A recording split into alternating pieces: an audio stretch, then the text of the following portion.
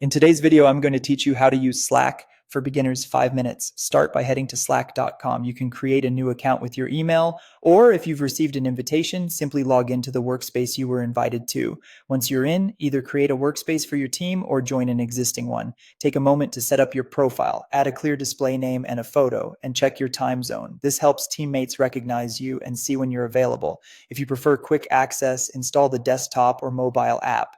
The apps keep you signed in, improve notifications, and make it easier to jump back into conversations. Let's look around. On the left is your main navigation called the sidebar. You'll see your home area, your list of channels, and your direct messages. You can collapse sections and drag items to reorder them so your most used places stay at the top.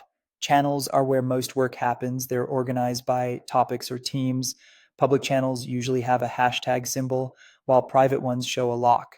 Join the channels that matter to your role and keep discussions focused so information is easy to find later. Direct messages are for private one-on-one or small group chats. Use them for quick updates that don't need a full channel's attention.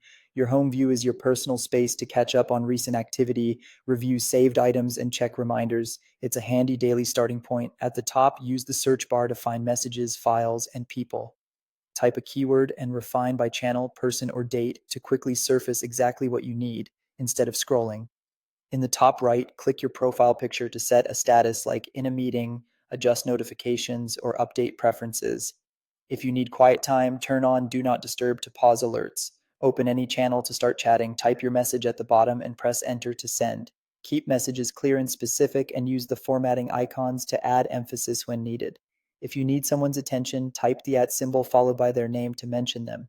Use broader mentions sparingly so you notify only the right people. When a conversation branches off, reply in a thread. This keeps the main channel tidy and makes it easier to follow decisions.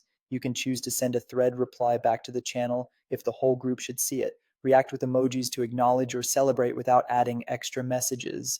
To share files, drag and drop them into the message box or use the plus button. Add a short description so others know what they're looking at. Finally, try huddles for quick audio or video chats right inside a channel or DM. They're great for fast problem solving, and you can share your screen if needed. And that's it, your essentials for getting started with Slack.